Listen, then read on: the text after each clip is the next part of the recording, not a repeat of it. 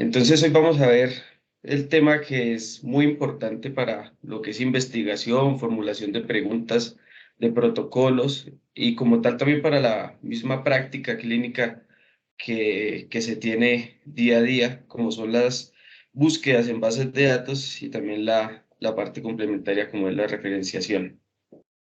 Entonces, esto no pasa. Un momentico que no me pasa. Ahí ya. Entonces, ¿qué es lo que pasa casi siempre que uno va a empezar una nueva búsqueda en una base de datos que también puede ser nueva, que siempre nos queda ese pedacito de la ansiedad de poder, de estar ante un mar de información tan grande como es la literatura científica y más en medicina que a diario salen y salen avances, algo que hemos podido notar también con el COVID, que todos los días salen ensayos clínicos, todos los días salen eh, revisiones nuevas.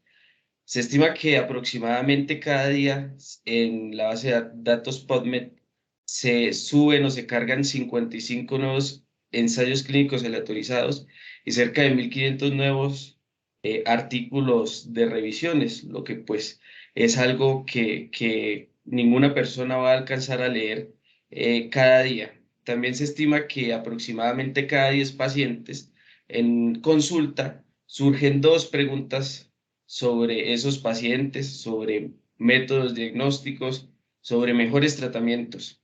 El objetivo de esta charla como tal y de todas estas revisiones es que nosotros al final de las charlas y todo podamos terminar así como el perrito Chimps y que podamos decir que pues pudimos realizar búsquedas, que usamos descriptores, que aplicamos los operadores booleanos y que finalmente, que es el objetivo de lo que se conoce ahora como la medicina basada en la evidencia, es la lectura crítica, o bueno, es que decir leer y de forma crítica es incluso redundante.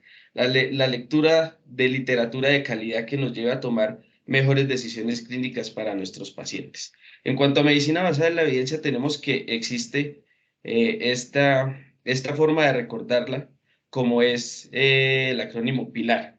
Entonces, hace 15 días vimos cómo se formulaba una pregunta de investigación con la doctora Laura.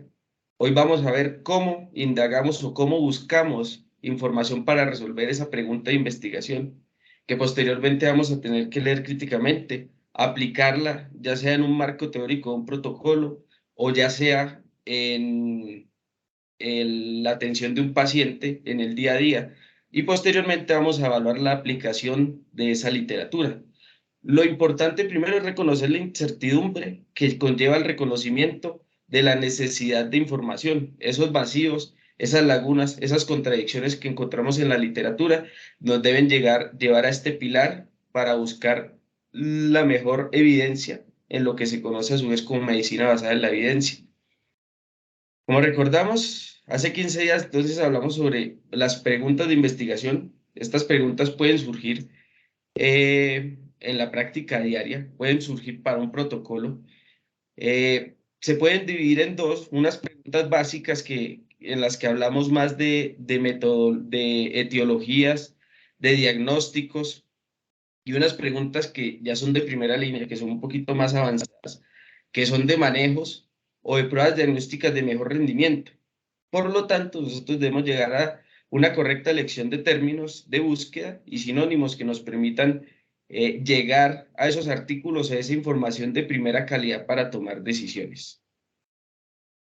Entonces, como vimos, acá en este punto, para unir lo que vimos hace 15 días de la pregunta de investigación sobre qué vacíos encontramos o qué dudas tenemos sobre la medicina, posteriormente pasamos a dónde buscar. Para saber qué buscar, es importante reconocer que las preguntas nos pueden decir de cierta manera qué tipo de diseño de estudio es el que nos resuelve o nos intenta contestar esa pregunta con los resultados. Para eso, entonces, por ejemplo, preguntas que sean de cuánto, cuándo, dónde, quién, que describan el comportamiento de una variable, las vamos a encontrar en estudios descriptivos, como son los reportes de caso, como son los estudios transversales. Cuando nos preguntamos qué daño produce cierta exposición, como qué daño produce la exposición al humo de tabaco, debemos buscar de pronto estudios de casos y controles, donde nos nos entreguen como resultado medidas de riesgo, o qué exposición produce un daño para los estudios de cohorte, cuánto disminuye un daño un tratamiento, o qué beneficia a un grupo de pacientes un tratamiento. Entonces vamos a los ensayos clínicos, o cuando tenemos preguntas de validez de una prueba diagnóstica, pues vamos como tal a pruebas diagnósticas. Eso con el fin de que a medida que vayamos haciendo la búsqueda o que vayamos preguntándonos sobre qué dudas tenemos en la literatura, podamos irnos encaminando hacia cierto tipo de estudios. Además, entre la correspondencia entre el tipo de pregunta clínica y el diseño del estudio también es importante, por ejemplo, para el tratamiento. En los tratamientos priman, por ejemplo, las revisiones sistemáticas con metaanálisis o los estudios clínicos aleatorizados. Si vamos a hablar de frecuencias, como ya lo mostramos ahorita, revisiones sistemáticas, estudios de cohorte o estudios transversales. Si vamos a hablar de diagnóstico, las revisiones sistemáticas y los metaanálisis casi siempre están en la punta de la pirámide de la investigación junto con los ensayos clínicos aleatorizados. Son la medida más objetiva de entregar resultados de alta calidad con el mayor control de sesgos. También si vamos a hablar de etiología, podemos encontrar estudios que nos hablen de causalidad, como los estudios de cohorte o como los casos y controles.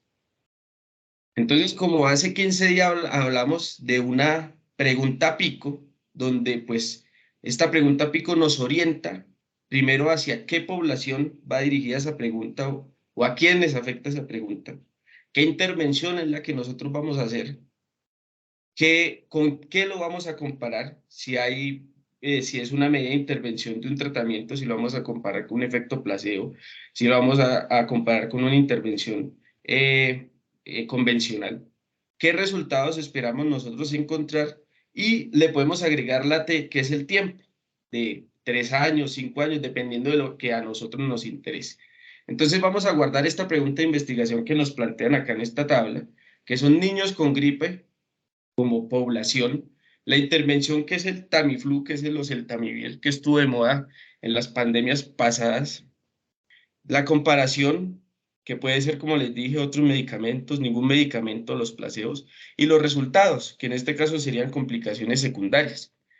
Guárdenlo muy bien porque a partir de esto vamos a hacer el taller, que es la segunda parte de la presentación. Esta pregunta pico es muy importante. Casi siempre nosotros hacemos la búsqueda a partir de la población y de la intervención. A veces se agrega la comparación de grupo. Entonces, a partir de esa pregunta que nos surge, tenemos que hacer una búsqueda de la bibliografía.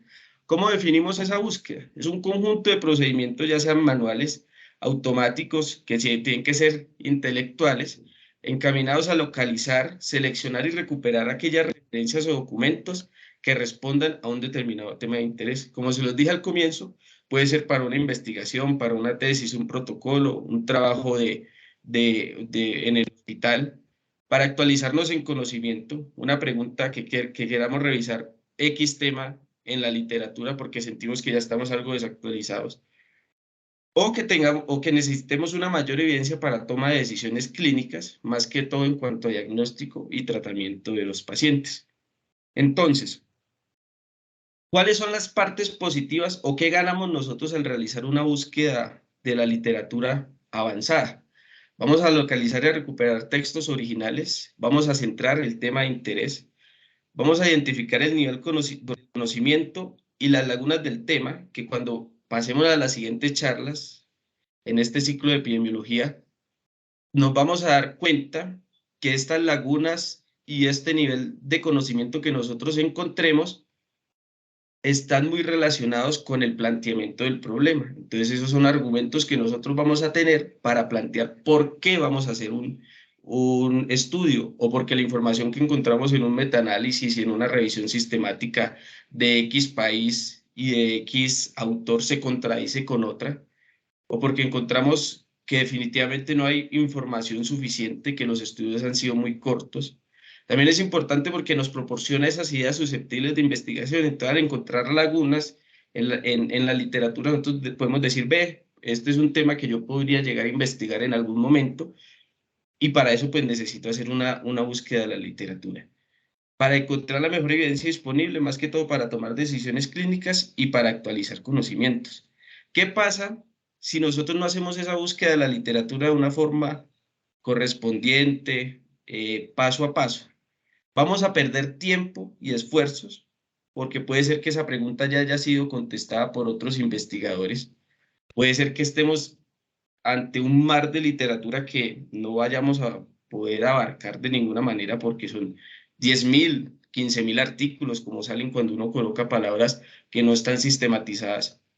Porque cuando podamos afirmar originalidad cuando en realidad no la tengamos, que digamos que lo que nosotros exponemos es novedoso cuando no es así, o cuando o formular verificaciones erróneas en cuanto a tratamientos o diagnósticos muy relacionado de que no estaríamos utilizando la medicina basada en la evidencia.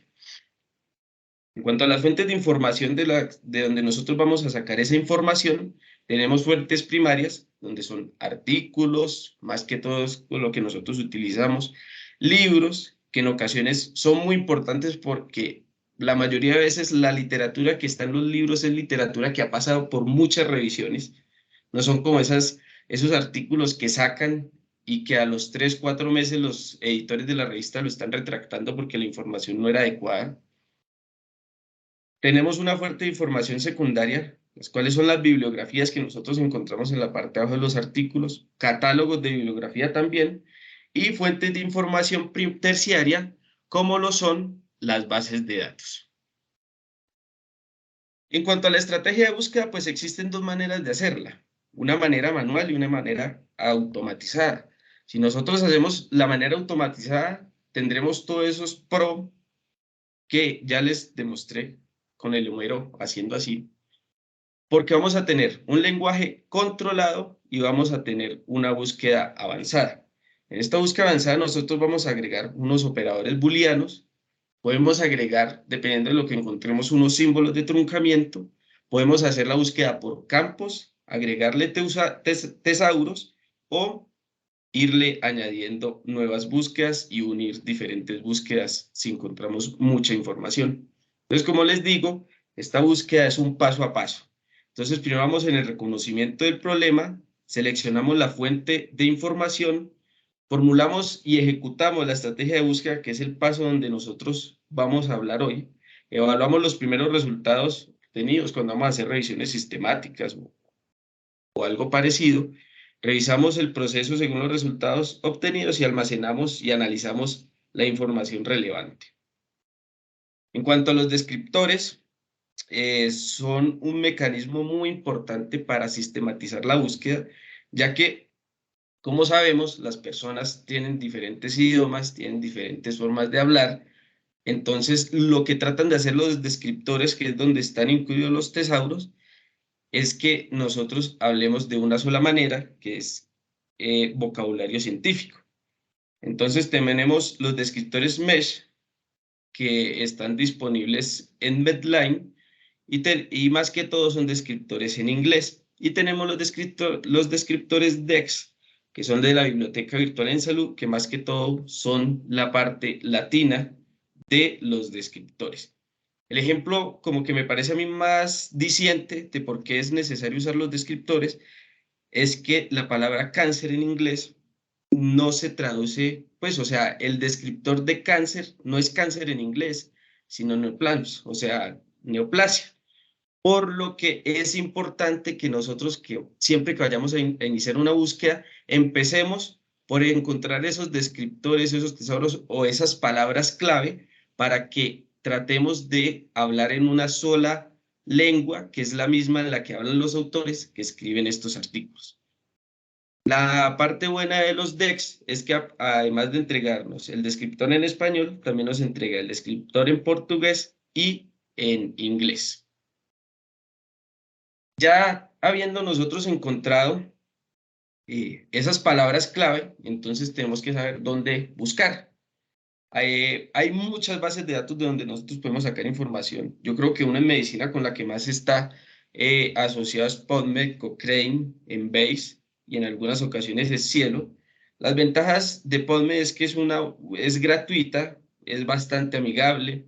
La ventaja de Cielo es que incluye literatura de Latinoamérica y del Caribe, por lo que cuando vamos a hacer investigaciones que son muy propias de nuestra región, es una buena fuente de información. Cochrane, que es una de las primeras bases de datos donde se habló de medicina basada en la evidencia y donde se entregan de forma sistemática revisiones y metaanálisis de los ensayos clínicos. En cuanto a los operadores booleanos, ahorita vamos a hacer un ejercicio donde vamos a incluir toda esta información como para que no quede todo en el aire, que es booleano y que es un tesauro. En cuanto a los operadores booleanos, es la forma de conectar las diferentes palabras claves que nosotros ya encontramos o que ya escogimos. Los principales son la y, el no y o, and, not y or. El primero, que es la y, lo que hace referencia, esto tiene que ver con álgebra booleana y teoría de conjuntos. Esto lo que hace referencia es que cuando nosotros buscamos estas dos palabras clave, unida por el operador booleano y, solo vamos a encontrar la información, y esto tiene el puntero, la información de artículos donde hablen de las dos palabras claves que nosotros encontramos. Por ejemplo, en este caso, solo vamos a encontrar los artículos que hablen de salmonela y hamburguesa en el mismo artículo. Si utilizamos el not, eso es cuando queremos descartar una palabra que definitivamente no nos sirve o no queremos que nos aparezcan esos artículos.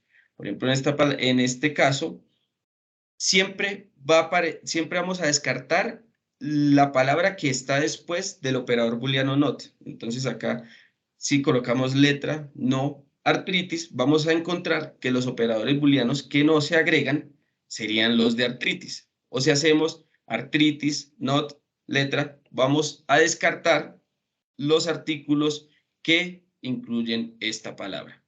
Y ya una búsqueda que es mucho más amplia, pues, en la que es probable que se encuentren demasiados artículos, es el O, que es aquella donde vamos a encontrar información de ya sea las tres palabras unidas, dos de las palabras unidas o las palabras por separado. Por lo que vemos que pues vamos a encontrar demasiada información, entonces casi siempre es recomendable empezar por el AND y dependiendo pues también de la búsqueda que uno vaya a hacer.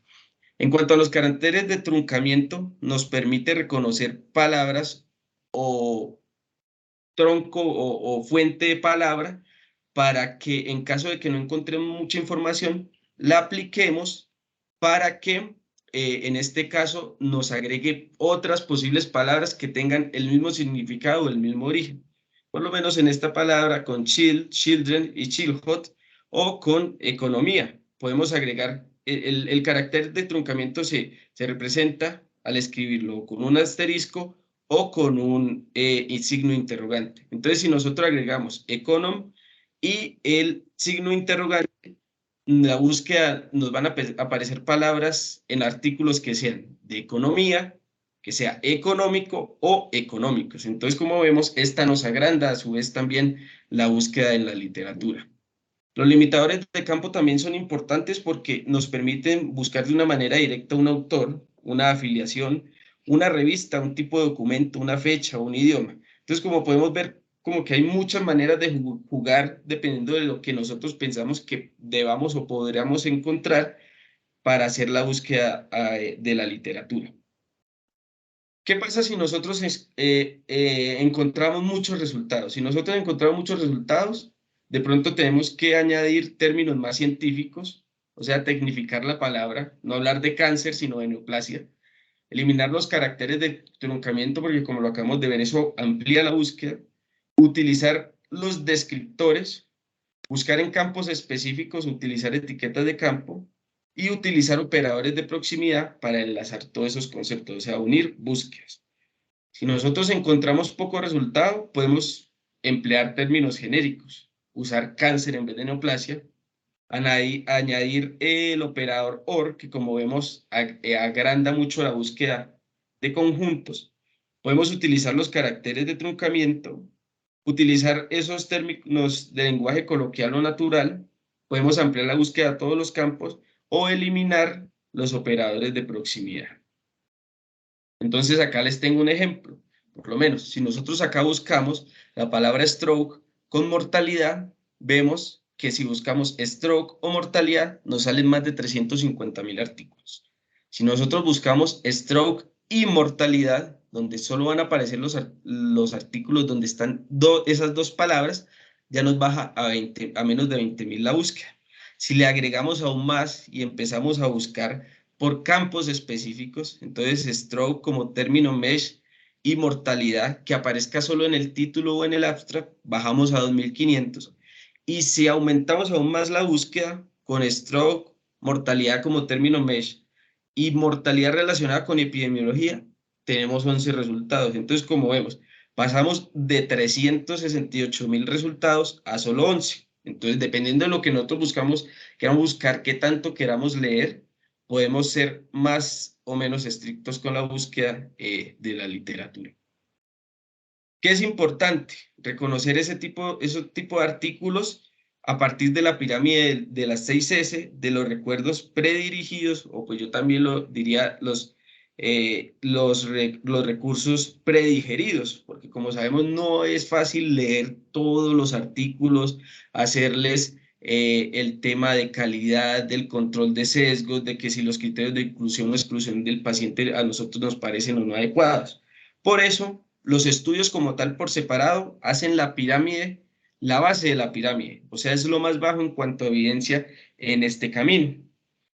Si nosotros ya hablamos más avanzado, sería una sinopsis de estudio, que la principal herramienta está dada por el British Medical Journal.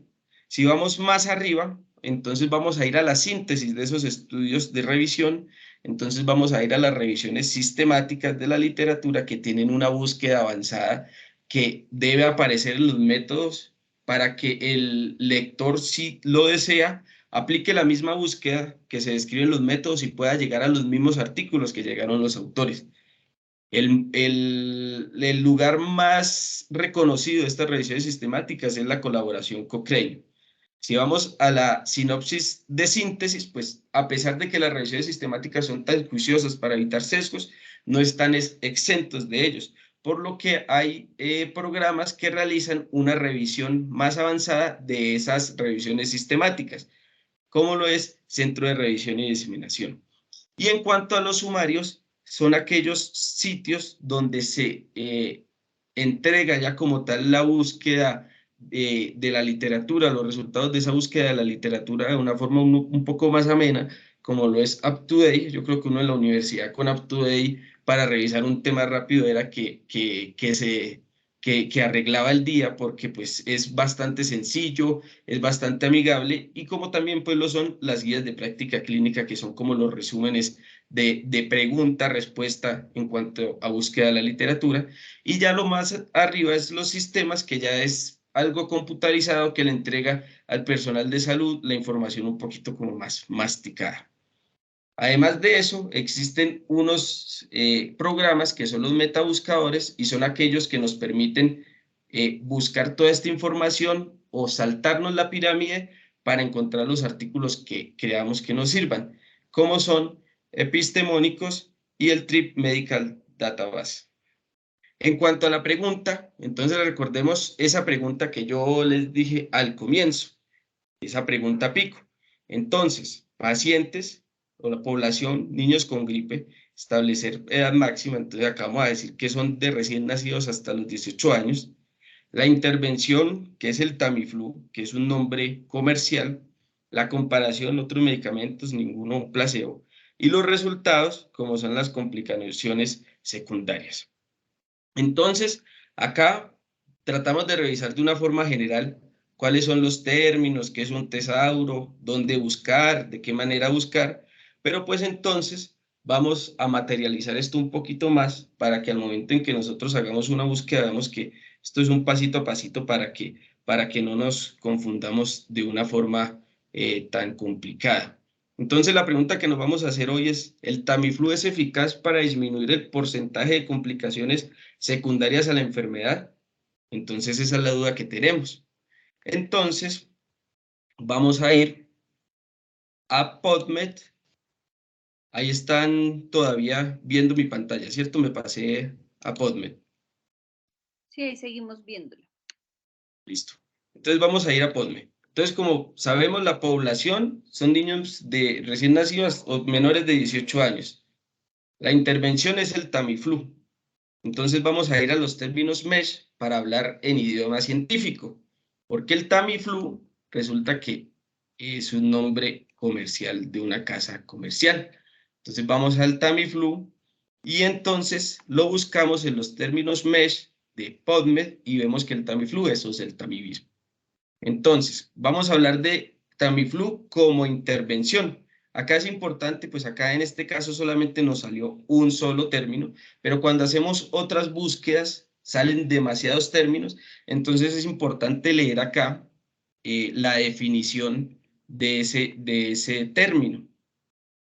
Entonces, como vamos a hablar de intervención de medicamento, entonces acá, por ejemplo, para hablar de un solo campo, acá nos dan las diferentes opciones para escoger, pues vamos a hablar principalmente de la farmacología y del uso terapéutico. Eso es lo que queremos ver por ahora, ya que es una intervención farmacológica en una población pediátrica.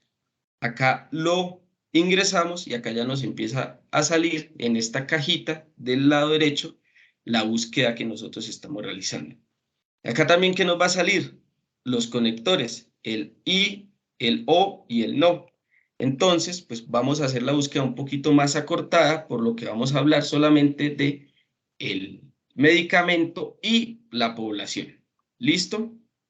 Entonces, lo otro que vamos a buscar es qué tipo de enfermedad era, porque recordemos que acá pues, nos hablaba que es eficaz para disminuir porcentaje de complicaciones. A veces puede ser que en la pregunta no esté implícito en qué queramos evaluar o sobre qué enfermedad queramos evaluar, pero pues sabemos que el Tamiflu es un medicamento más que todo para enfermedades virales. Entonces, acá podríamos agregar, eh, por ejemplo, H1N1. Vemos que salen muy grandes, entonces, pues hablemos de virus de la influenza. Listo. Entonces acá, influenza. Acá sí salen muchos términos. Entonces podemos acá ver influenza, una infección viral en humanos. Acá aparecen los diferentes subtipos de influenza, pero pues no queremos ir tampoco tan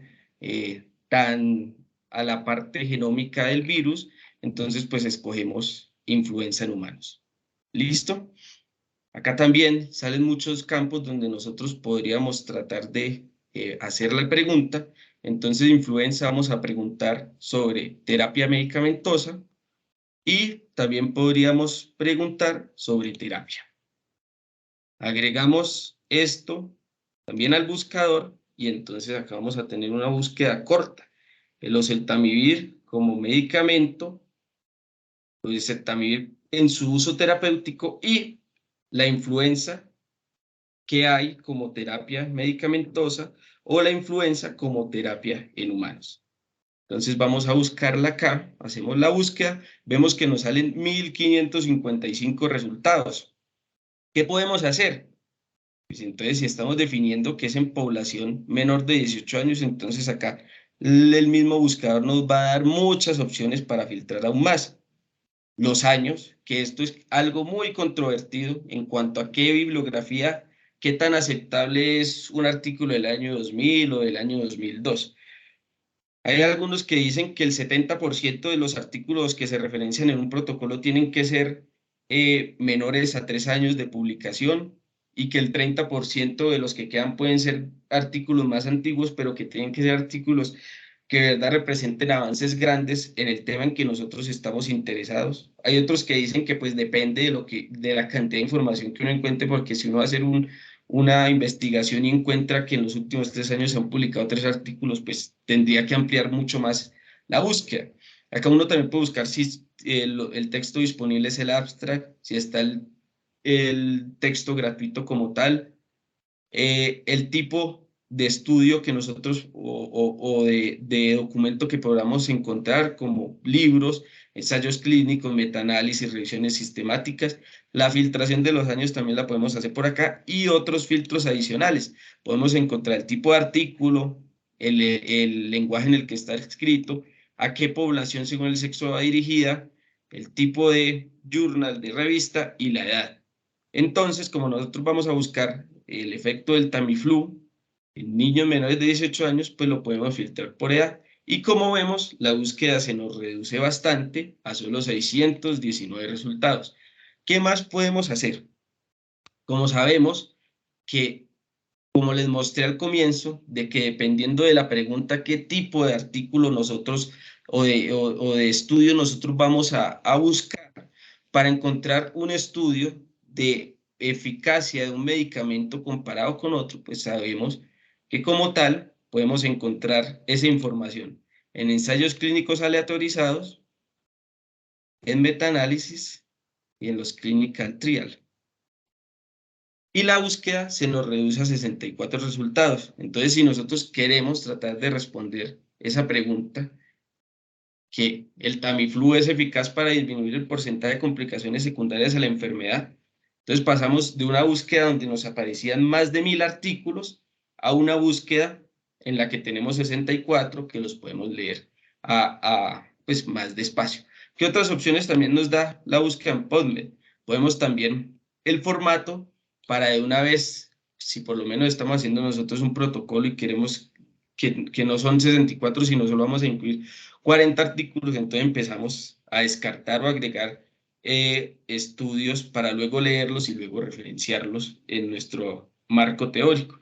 Entonces leemos el título, si el título nos convence podemos pasar al abstract, entonces miramos el objetivo, los métodos, la población en la que aparece, pasamos al siguiente y así vamos agregando o descartando artículos que nos sirvan para nuestra búsqueda de la literatura. Eso como la parte de búsqueda de artículos. Obviamente está Cielo, está Central, está Cochrane.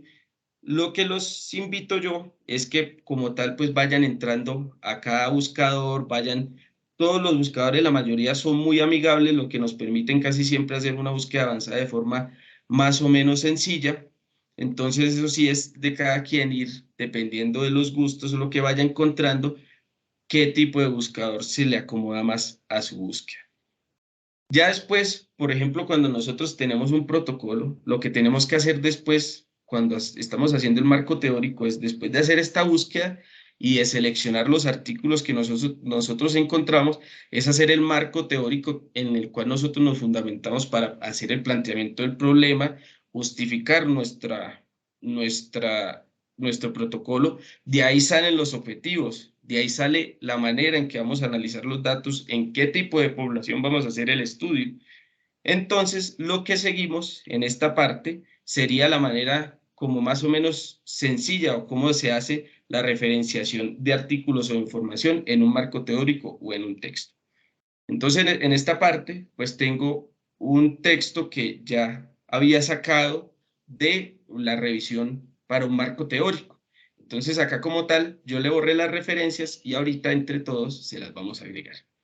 Existen muchos lugares para nosotros poder referenciar los artículos y muchas técnicas de referenciación, si normas APA, si las normas Vancouver. Normalmente en medicina y en ciencias de la salud, la manera de referenciar y hacer la referenciación bibliográfica es a partir de las normas Vancouver. Yo, pues, por escuela, normalmente utilizo el aplicativo Mendeley, que me parece que es bastante amigable. Hay otras personas también que utilizan Zotero. Entonces, digamos que hemos realizado la búsqueda, ya tenemos algunos artículos. Esos artículos los resumimos en un Excel, donde colocamos el nombre del artículo, el DOI, que es como la cédula del artículo en las bases de datos, el año de publicación y lo que nosotros hayamos encontrado importante en ese artículo como tal, que nos sirva a nosotros como sustrato de ese marco teórico. Entonces, pues vamos a hacer ya la referenciación. Lo primero es que, pues, al momento de nosotros ir seleccionando esos artículos deben ir quedando de una vez en nuestro repositorio de Mendeley. Mendeley tiene muchas cosas buenas, como por ejemplo estas herramientas, donde nosotros podemos descargar el importador web de Mendeley o podemos descargar la extensión de Microsoft Word para hacer las citas como tal en Word cuando nosotros ya las estemos haciendo. Entonces, estas son cosas que después de descargar el Mendeley, descargamos estas dos para hacer la referenciación sin problema. Tiene otras opciones porque podemos agregar referencias desde el computador de un PDF, podemos entrar la referencia acá manualmente, entonces podemos meterse el dedo y que yo ya les contaba y él, si lo reconoce, nos hace la referenciación por título, autor, la revista. Entonces, también podemos dividir el tema por colecciones. Entonces, vamos a hacer acá una, una nueva carpeta que la vamos a llamar citación. Vamos a citar para los artículos que yo ya encontré y del que ya saqué la información. Entonces, este primer artículo, que fue a partir del cual hice la primera parte de mi texto. Entonces, como vemos, apenas hablo del artículo, me da esta opción de ver PDF por Mendeley. Entonces, acá me aparece. Si se demora en cargar un poquito, me sale el artículo completo, más que todo como son artículos de COVID, escogí el tema de COVID porque la mayoría de estos artículos están gratuitos. Igual, pues si nosotros entramos a una base de datos y vemos que el artículo hay que pagarlo, entonces hay muchas opciones. Lo primero son los recursos electrónicos que nos dan las diferentes universidades que son pagos y pues una manera un poquito más pirata de nosotros encontrar la información o los artículos es a través de esta página SciHub, donde nosotros metemos este DOI. Ay, qué pena que acá se me cargó. Metemos el DOI, que es la cédula como tal del artículo, y si está disponible en esta base de datos, nos lo va a abrir y nos lo va a mostrar. Pero esto pues yo no se los conté porque esto es ilegal, la creadora es rusa y está demandada por Estados Unidos y ese tema es delicado. Entonces, tenemos el artículo como tal, entonces pues vamos a agregarlo a nuestro escritorio de Mendeley. Le podemos dar en esta parte, que es el importador. Este momento no está queriendo abrir. Es el importador, pero no me está funcionando. Vamos a ver si con algún otro artículo funciona.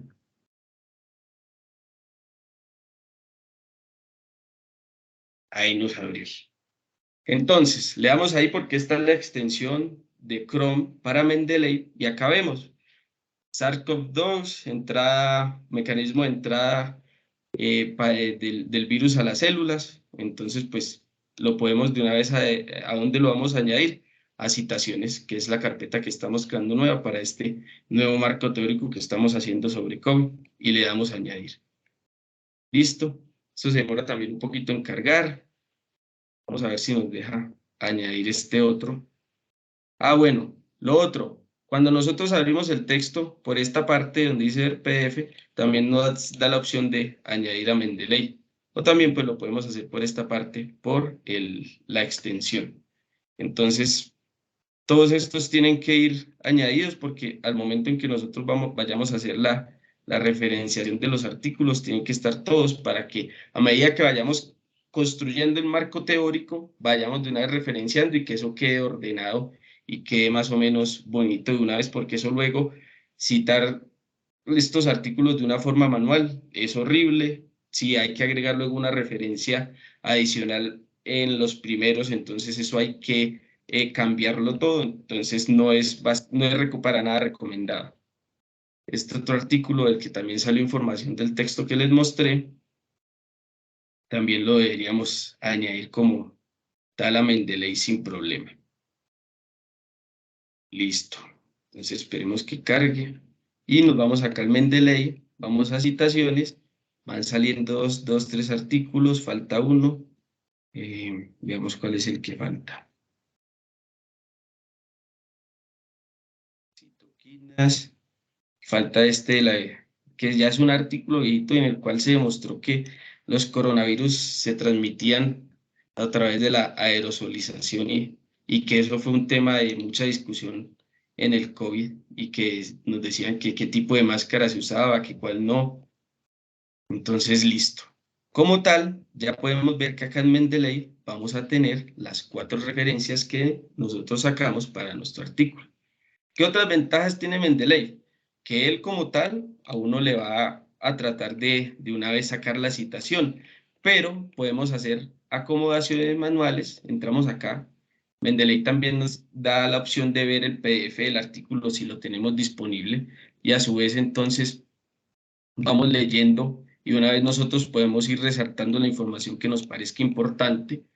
Podemos sacar información, hacer anotaciones sobre el artículo. Me parece que este artículo es importante porque tal y tal cosa o se contradicen este con el otro. Y esas son ideas que luego a nosotros en el marco teórico, cuando lo vayamos a construir, nos hacen más fácil la redacción del texto. Entonces acá, como les mostraba, en la información del artículo nos muestra como las partes importantes. Entonces acá, ¿qué podemos ver? Que por ejemplo para la revista, el Mendeley nos reconoció el de hoy como si fuera el journal, cosa que sabemos que no es así porque vemos que el artículo fue publicado en The New England Journal. Entonces nosotros tenemos la opción de hacer la modificación manual, que eso es algo muy importante para que la citación quede bien hecha, porque la citación es también la manera de reconocer fácilmente a los autores. Vemos que dice que es del año 2009, pero no, este fue escrito en el año 2004. Las páginas sí, que vale de la 1731 y va hasta la 1739, y el volumen y la edición del texto. Listo. Entonces, lo ideal es que hagamos eso con todos los artículos para que una vez el título vaya quedando bien, los autores, que es muy importante, también queden bien. En las normas Vancouver, la forma normal de colocar el texto es en la que aparece la citación es los autores, en la cual aparece el primer apellido y la inicial del primer nombre, separado cada autor por una coma. Aparece después el nombre del artículo, pues, y después del punto de ese nombre del artículo va a aparecer el nombre de la revista y posteriormente más información como el año de publicación, las páginas, la edición de la revista y todo eso. Entonces, bueno, ya después de hacer eso, entonces ya tenemos eso listo, entonces podemos ir a referenciar. Entonces, esta información nos dice que el COVID, que este acrónimo hace referencia a Coronavirus Disease of 2019, se define como la enfermedad causada por la infección del SARS-CoV-2. Entonces, una medida que va escribiendo todo esto, sino que esto lo hice para no tener que escribir esto en este momento, a medida que va escribiendo, debe ir referenciando. ¿Para qué? Para que no se le pase a uno ninguna referencia y luego cuando uno mande el artículo a una revista le digan que está haciendo plagio, porque pues maluco hacer plagio y no reconocer el trabajo de los autores. Entonces, sabemos que esta primera frase, yo sé, pues porque yo lo hice, que esta primera frase salió de un artículo. Y si vamos a la información de acá, podemos ver que aparece que sí, que el COVID, que el SARS-CoV-2, que un síndrome respiratorio agudo, que fue donde salió esta información. Entonces, bueno, vamos acá a referencias y acá nos va a salir el loguito de Mendeley, que es la otra extensión para Word. Listo. Acá, mientras esto carga, entonces nos da opciones de referencia, citación, estilo de citación, entonces van a ver que salen las normas APA, las normas Vancouver, las normas Nature, como sabemos, como les dije, las que normalmente se utilizan en medicina son las normas Vancouver. ¿Qué referencia vamos a buscar? Entonces el primer artículo era este, que empezaba por COVID-19. Entonces acá no vamos por todas las referencias, sino nos vamos de una vez a la carpeta de citación, pero no me carga. En un momentico, que a veces se demora en refrescar la información de las carpetas. Listo. Acá podemos encontrar esos 4 artículos que cargué y que subí a Mendeley, aparecen acá.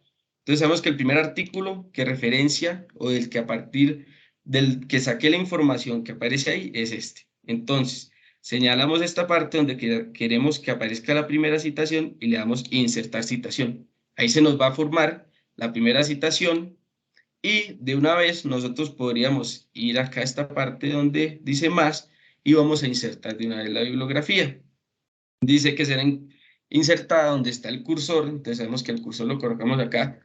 Podemos decir de una vez cuando estemos haciendo el protocolo que estas son las referencias bibliográficas, bibliográficas, y le damos continuar. Y como vemos, de manera inmediata se nos genera la citación. Como les dije, primero los autores, el nombre del del artículo, el nombre de la revista y la información adicional. Entonces, así vamos generando la citación de forma progresiva.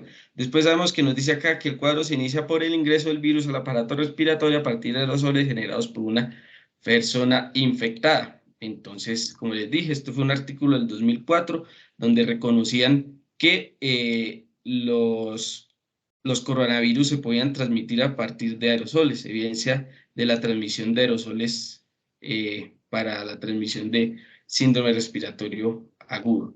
Entonces acá podemos ver, se nos crea la segunda citación y se nos crea la segunda referencia bibliográfica que ya habíamos revisado de una forma ordenada, de que esté todo bien referenciado. Continuamos. Estos aerosoles ingresan por las vías respiratorias. Gracias a la proteína espiga S, se genera una interacción con el receptor de la enzima convertidora de angiotensina, ubicado principalmente en los pulmones y en menor medida en intestino delgado. Esta información, pues sabemos también que la sacamos de algún libro o de algún texto. Por ejemplo, en este caso, pues acá podemos ver que también nos menciona que lo mismo que yo estoy hablando, que estoy parafraseando, que estoy diciendo de otra manera, pero que tengo que referenciar. Entonces, esta sería la tercera referencia de este texto, que es la entrada del SARS-CoV-2, este. Y le damos a insertar, se nos inserta la tercera y aparece la tercera referencia bibliográfica. Y así vamos haciendo posteriormente con todas las citaciones y eso. ¿Cuál es la ventaja de citar así? Recuerden que yo les dije que eso cuando uno tenía que citar más arriba algo que se le había pasado, que encontró en una nueva revisión que hizo, que por algún motivo no se le ocurrió citarlo. Entonces, la ventaja de nosotros utilizar estos programas como Mendeley es que al no ser manual, el mismo programa nos va a cambiar la citación de forma automática. Digamos que íbamos en orden y, uy, vea, pues por acá tocaba hacer una citación y se nos pasó. Entonces, pues vamos y hacemos el mismo procedimiento, buscamos el artículo del que tenía que salir la citación y le damos a insertar. Como vemos, acá este que era 3 pasó a ser 4 porque la citación se hace de una manera automática y este que era el tercero, acá lo podemos ver, ya se cita como el cuarto artículo en las referencias bibliográficas.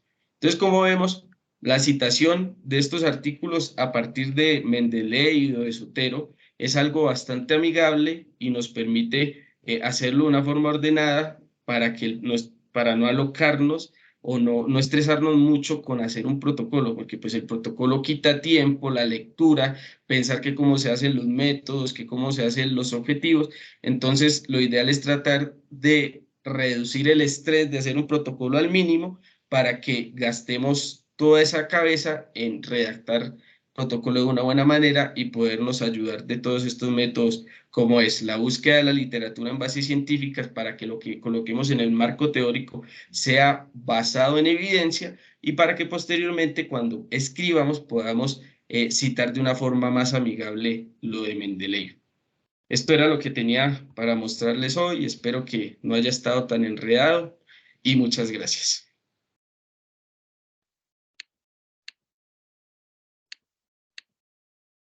Muchas gracias a Juan David por su intervención.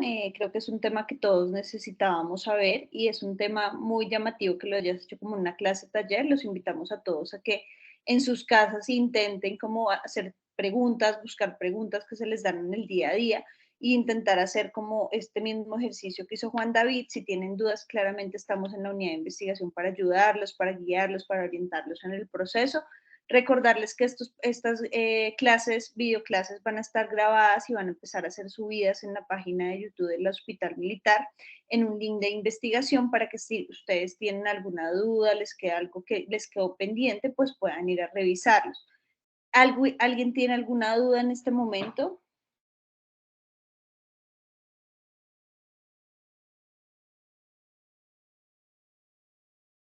Bueno, no siendo más, les agradezco a todos por haber venido. Los esperamos dentro de 15 días para nuestra próxima clase taller. Y pues gracias a todos y ante cualquier duda nos pueden escribir a nuestros correos o pues, los esperamos en el piso 13. Que tengan buena noche y que descansen. Muchísimas gracias. Muchas gracias. Gracias.